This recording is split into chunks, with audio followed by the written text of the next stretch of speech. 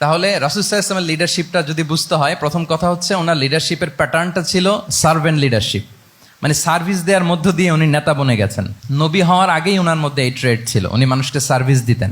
আরবিতেও একটা কথা আছে, সাইয়্যিদুল কওমি খাদিমুহুম, মানে যিনি সমাজের নেতা তিনি হবে সমাজের সবচেয়ে বড় খাদেম।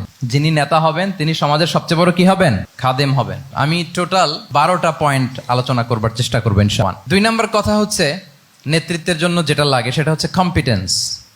কিছু কম্পিটেন্স লাগে, এর মধ্যে অন্যতম কম্পিটেন্স হচ্ছে অ্যালোকুয়েন্স, বাগ্মিতা, বক্তব্যের পারঙ্গমতা, এটা লাগে। মানে যিনি নেতা হবেন তিনি কথা বলতে জানতে হবে, কথা বলতে পারতে হবে। এবার বলেন তো, আল্লাহ রাসূল সাল্লাল্লাহু আলাইহি ওয়াসাল্লামের এই কোয়ালিটিটা ছিল কি ছিল না? অসাধারণ কমিউনিকেশন স্কিল ছিল আল্লাহ রাসূল সাল্লাল্লাহু আলাইহি ওয়াসাল্লামের। এবং ওনার পাবলিক স্পিকিং এর যে কি দক্ষতা, আমরা ওনার বিভিন্ন বক্তব্যে, ওনার জুমার খুতবায়, ওনার বিভিন্ন আলোচনায়, বক্তব্যগুলো থেকে আমরা বুঝতে পারি। তাহলে নেতা হইতে হলে তার এলোকোয়েন্স লাগে, বাগ্মিতা লাগে। একজন মানুষ সর্বপ্রথম কোন জিনিসের প্রেমে পড়ে জানেন? কথার প্রেমে পড়ে। কিসের? কথার প্রেমে পড়ে। কথার ধরন, কণ্ঠস্বর, তার অ্যাটিটিউড, তার শব্দের জাদু, এটা মানুষের হৃদয়কে জয় করে ফেলে। আল্লাহ রাসূল সাল্লাল্লাহু আলাইহি ওয়াসাল্লাম তিনি নিজেও বলেছেন, ওয়া ইন্না মিনাল বায়ানি লা সিহরা, কিছু কিছু বক্তব্যের মধ্যে জাদু আছে। তো রাসূল সাল্লাল্লাহু আলাইহি ওয়াসাল্লামের এই এলোকোয়েন্স ছিল, এলোকোয়েন্স। তিনি বলতেন, উতিতু জাওয়ামিউল কালিম, আল্লাহ তাআলা আমাকে সর্বমর্ম বাচন ভঙ্গির অধিকারী করেছেন।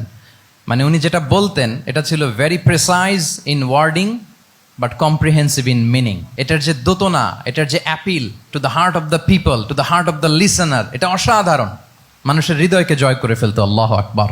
তাহলে নেতা হইতে হইলে তার কমিউনিকেশন স্কিল লাগবে, কি বলেন?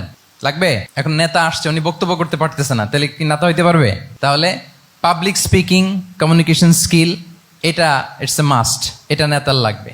যেমনটি রাসূলুল্লাহ সাল্লাল্লাহু আলাইহি ওয়াসাল্লামের ছিল। উনি সর্বমর্ম বাচন ভঙ্গির অধিকারী ছিলেন। বলতেন কম, কিন্তু এটার অ্যাপিল ছিল অনেক বেশি, এটার ব্যাখ্যা হয়ে যেত অনেক। রাসূল সাল্লাল্লাহু আলাইহি ওয়াসাল্লামের সবচাইতে বড় ভাষণটি ছিল বিদায় হজের ভাষণ, খুব সম্ভবত। ওই ভাষণের টেক্সটগুলোকে যদি একসাথে করা হয়, আমার মনে হয় 10 মিনিটের বেশি লাগবে না ওই টেক্সটগুলো পড়তে। তার মানে সবচাইতে বড় যে ভাষণ ওনার, ওটা কত ছিল? 10 থেকে 12 মিনিটের ভাষণ ছিল। আমরা তো ঘন্টার পর ঘন্টা বক্তব্য করি, তারপরেও তো আমরা মানুষের মনকে খুশি করতে পারি না। উনি সেই যে 1400 বছর আগে 10 মিনিটের একটা ছোট্ট ভাষণ দিলেন, গোটা বিশ্ব আজও হাবুডুবু খায় ওই ভাষণের ভেতর, ঠিক কিনা বলেন? তাহলে উতিতু জাওয়ামিউল কালিম, আমি সর্বমর্ম বাচনভঙ্গির অধিকারী।